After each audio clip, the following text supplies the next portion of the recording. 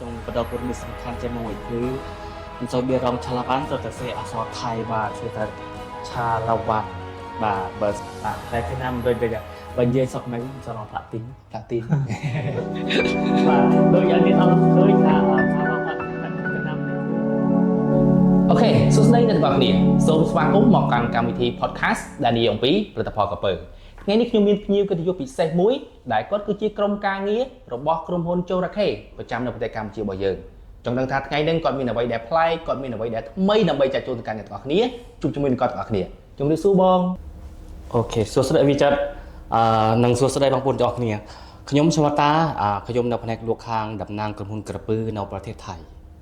អរគុណបងដែលបានផ្ដល់ពេលវេលាអញ្ជើញចូលរួមនៅក្នុងកម្មវិធី podcast របស់យើងនៅក្នុងពេលនេះបាទបងតេតូនជាមួយនឹងផលិតផលក្រពើដោយបងបានដឹងត្រាប់ហើយថានៅក្នុងប្រទេសកម្ពុជារបស់យើងតេតូនជាមួយនឹងផលិតផលក្រពើឥឡូវនេះគឺកំពុងតែលក់ដាច់ខ្លាំងមែនទែនមិនថាតាមបណ្ដាខេត្តឬក៏រាជធានីភ្នំពេញបងអាចជួយចែករំលែកបន្តិចបានទេតេតូនជាមួយនឹងផលិតផលក្រពើតើនៅក្នុងរោងចក្រជូរ៉ាខេផ្ទាល់បាទមានផលិតផលក្រពើណាខ្លះបាទបងអាចជួយរៀបរាប់ទៅកាន់បងប្អូនយើងផង Ok វិចិត្រសម្រាប់ផលិតផលក្រុមហ៊ុនក្រពើណាយើងមានទាំងពីស៊ីម៉ងកាវម្សៅបៀរងការពារជ្រាបទឹកហើយនឹង skin coat ដែរអញ្ចឹងបើសម្រាប់ស៊ីម៉ងកាវនេះគឺយើងមានទាំងពីស៊ីម៉ងកាវឆាឡាវ៉ាន់ស៊ីម៉ងកាវពណ៌ខៀវពណ៌បៃតងក្រហមប្រាក់និងមាសប៉ុន្តែបើសិនជាស៊ីម៉ងកាវគឺលោកដាច់បំផុតគឺឆាឡាវ៉ាន់និង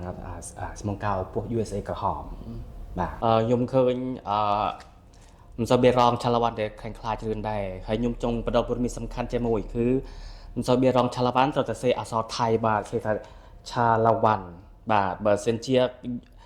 ទាជនទាំងអស់គ្នាឃើញ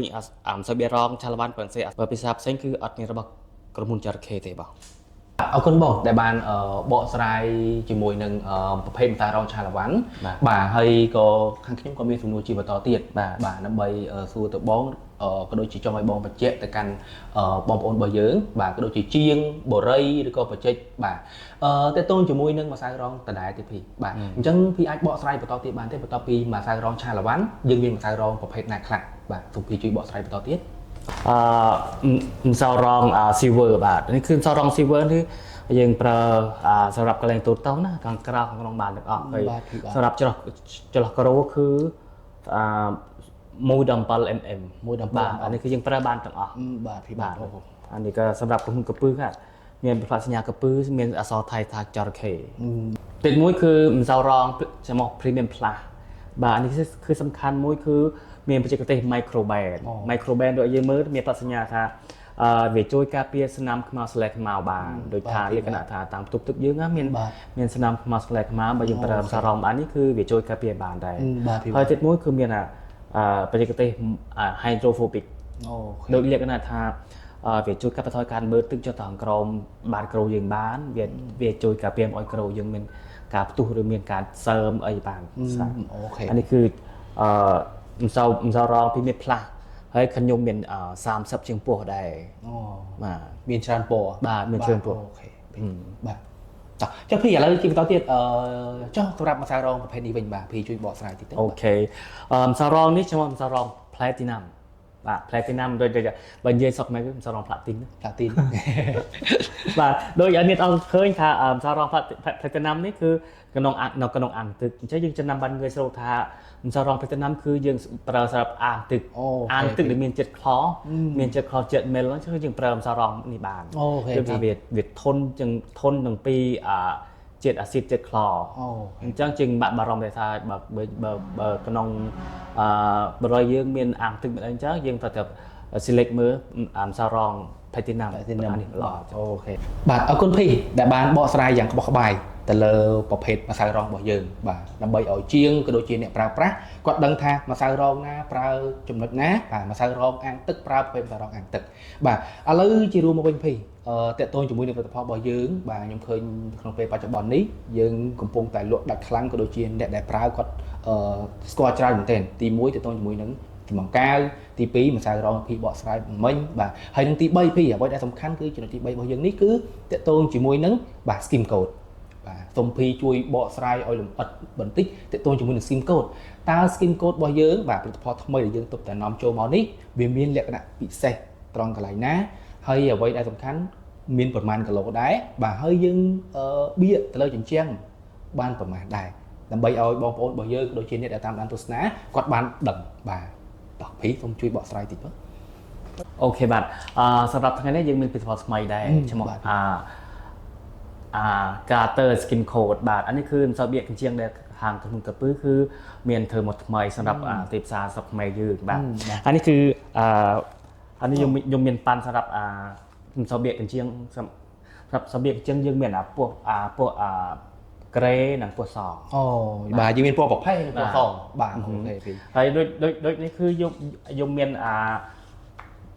ខ្ញុំមាន25គីឡូដែរក្នុងមួយបេអញ្ចឹងក្នុងមួយបេគឺយើងបៀកបាន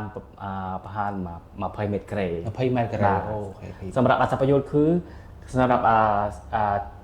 skin coat Carter របស់យើងគឺបៀកងាយស្រួលហើយស្អិតហើយសំខាន់អត់មានពេលយើងបៀកស្ងួតហើយអត់មានហុយអត់មានធូលីទេបាទអញ្ចឹងវាអាចចាប់នឹងថ្នាំពោះបានល្អដែរអូខេពីបាទអូបាទភីអរគុណច្រើនភីដែលបានបកស្រាយតាក់ទងជាមួយនឹង skin coat ហើយខ្ញុំមានសំណួរជាបន្តទៀតដែលសំណួរនេះខ្ញុំបានពីបងប្អូនជាងរបស់យើងដែលគាត់ប្រើ skin coat បាទអញ្ចឹងអ្វីដែលជាបញ្ហារបស់គាត់ចង់សួរភីថានៅពេលដែលរបៀបប្រើប្រាស់បាទនៅពេលដែលយើងលាយទៅហ្នឹងយើងគួរតែលាយរបៀបណាដើម្បីឲ្យចំជាមួយនឹងស្តង់ដារខាងរោងចក្រភីអាចជួយបកស្រាយពីរបៀបប្រើប្រាស់បន្តិចអូខេបើតាមរបៀបប្រើប្រាស់ក្នុងរោងចក្រគឺម្សៅបាយទឹកមួយនេះគឺថាបាយកតូទឹកមួយប៉ុន្តែតាមដែលយើងបានទៅឲ្យខាងជាងទៅតេស្តមើលណាយើងឲ្យខាងជាងគាត់លឿនតាមបាត់ផ្សោតរបស់គាត់មើលថាគាត់ចង់ធ្វើបែបម៉េចអញ្ចឹងតាមតែគាត់លឿនហើយគាត់ថាគាត់លឿនរបៀបគាត់ឬរបៀបណាគឺប្រើបានល្អដូចគ្នាអូខេអញ្ចឹងគឺនេះគឺនិយាយសូរស័ព្ទគឺម្សៅបៀកជាងគឺស្រូបប្រើសម្រាប់ជាងដែរអូខេបាទអរគុណច្រើនភីបន្ទាប់ពីភីបានបកស្រាយអ្វីដែលជាចម្ងល់របស់ជាងរបស់យើងហើយបាទសំណួររបស់ខ្ញុំបាទបន្តម្ដងភីតាក់ទងជាមួយនឹងម្សៅបៀកដដែលបាទម្សៅបៀករបស់យើងដូចជាភីបានបញ្ជាក់អញ្ចឹងគឺមួយបាវគឺ25គីឡូពេញតែម្ដងបាទអត់មានបាវផ្សេងសាច់ផ្សេងទេបាទគឺនេះគឺ25គីឡូពេញបាទហើយភីមួយទៀតតើតូនជាមួយនឹងម្សៅបៀកនឹងដដែលពេលដែលជាងឬក៏បងប្អូនមានគាត់យកទៅប្រើប្រាស់មានបញ្ហាដូចជាឡើងទទួលឬក៏ប្រើទៅមានបញ្ហាតើតូនជាមួយនឹងម្សៅបៀកខាងភីខាងរោងចក្រផ្ទាល់ភីមានដំណោះស្រាយដើម្បីជូនពួកគាត់ដែរឬក៏យ៉ាងណាបាទសម្រាប់ខាងក្រុមហ៊ុននោះគាត់ខាងក្រុមហ៊ុនមានខាងវិស្វករនិងខាងជាងចុះមកជួបមួយគ្រប់ខែដែរអញ្ចឹងសូមឲ្យតែខាងអតិថិជនណាទិញអីវ៉ាន់ផលិតផលកពើទៅប្រើទាំងអស់អូខេស៊ីម៉ងកាមសរកឬម្សៅបៀកជាងក៏ដែរគឺឲ្យតែប្រាប់ខាងក្រុមហ៊ុនមានជាងមកពីថៃជាងថៃវិស្វករថៃគឺចុះមកមើលตัวគ្រូទាំងអស់អូខេភីបាទអរគុណច្រើនភីល្អមែនទែនអញ្ចឹងបាទមានសំណួរជាបន្តទៀតដែលសំណួរនេះគឺយើងទទួលបានពីបងប្អូនជាងក៏ដូចជាបងប្អូនដែលគាត់ប្រើប្រាស់ប្រភេទ 2K បាទគាត់មានបញ្ហាទៅលើការជ្រាបទឹកទៅលើប្លង់សេការជ្រាបទឹកទៅលើតូជាដើមបាទអញ្ចឹងពីអាចមានផលិតផលណាដែលថាអាចជួយដោះស្រាយនៅបញ្ហារបស់គាត់បានទេបាទពីសម្រាប់បញ្ហាជ្រាបទឹកនេះគឺខាងក្រុមហ៊ុនមានផលិតផលច្រើនមុខដែរប៉ុន្តែនេះខ្ញុំចង់លើកផលិតផលការពារជ្រាបទឹក 2K បាទសម្រាប់ផលិតផលការពារជ្រាបទឹក 2K នេះគឺងាយស្រួលការប្រើប្រាស់បាទហើយខ្ញុំមានសោនិងមានទឹកថ្នាំរបស់វាយើងលាយជួបគ្នាហើយយើងលាបនៅកន្លែងណាមានជ្រាបទឹកយើងលាបដូចពីរដងដែរពីរដងបាទវាទី1ដូចយើងលាបយើងលាបទៅមួយសិនបាទហើយវាទី2គឺយើងលាបខ្វែងពីណាអូខេបាទភីតើតូនជាមួយនឹងការពីជំរឿទឹកដដែលបាទជាងក៏គាត់ឆ្ងល់ច្រើនដែរបើសិនជាយើងមានស្នាមបាទប្រេះឬក៏ប្រហោងត្រង់កន្លែងប្លង់សេឬក៏តូទឹកតើយើងអាចប្រើ 2K នឹងបានដែរអត់ភីសុំយើងចេះបើសិនតែស្នាមប្រេះគឺវាទូចទៅលក្ខណៈថា1លីឬ2លីអញ្ចឹងយើងអាចលាបការពារជ្រាបទឹកទៅបានព្រោះថាវានឹងជ្រាបចូលទៅខាងក្នុងបាន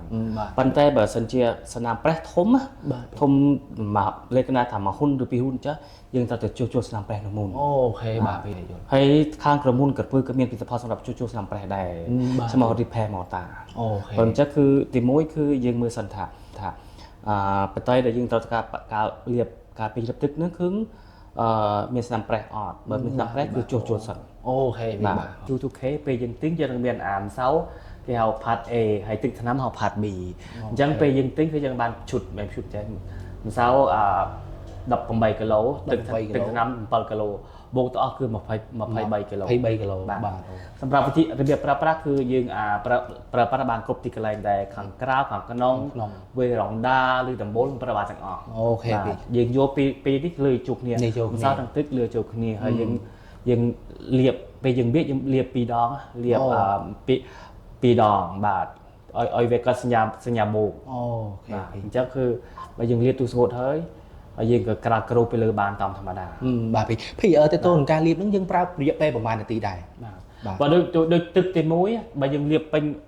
ញបតីយើងហើយយើងទុកឲ្យស្ងួតក្នុង1ម៉ោងឬ1ម៉ោងកន្លះនោះស៊ីសងលើអាកាសធាតុបើសិនជាយើងលាបលើដំបូលអាកាសក្តៅអាចតែ30នាទីវាស្ងួតហើយដែរ អូខេភីបាទ